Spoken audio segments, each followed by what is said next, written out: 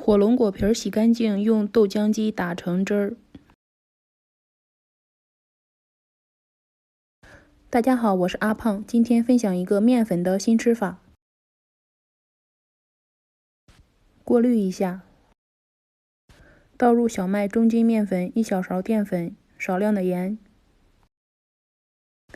搅拌成粘稠面团，至少醒面30分钟。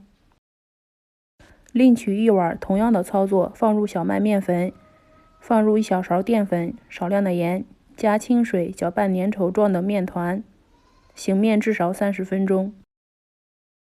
用开水泡点蝶豆花水。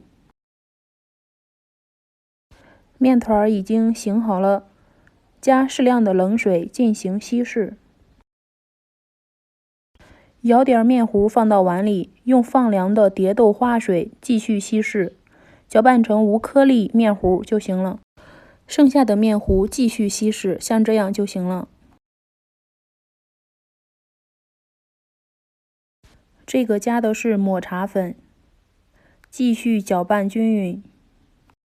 这个颜色也可以用菠菜或者黄瓜代替。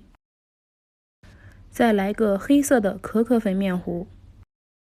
火龙果面团已经醒好了，用少量的火龙果汁稀释，剩下的用清水进行稀释，像前面那种状态就行了。抹一层熟的玉米油，倒入面糊，摇晃均匀。水开，放上面糊，先不要急着抽出夹子，等四周面糊都固定的时候再抽出夹子，这样可以保证面糊整体都是比较薄的，有大气泡鼓起可以取出。放进凉水，刷一层油，这样做的面皮儿比较的筋道。有人说用这种方法做出的凉皮儿不筋道，口感比较硬。你看这也不硬啊，非常的有弹性。看是不是？蒸3到4分钟就可以取出过凉水，并不硬啊，非常的有弹性。搭配你喜欢吃的调料，喜欢的话可以试试，记得点个赞哦，谢谢。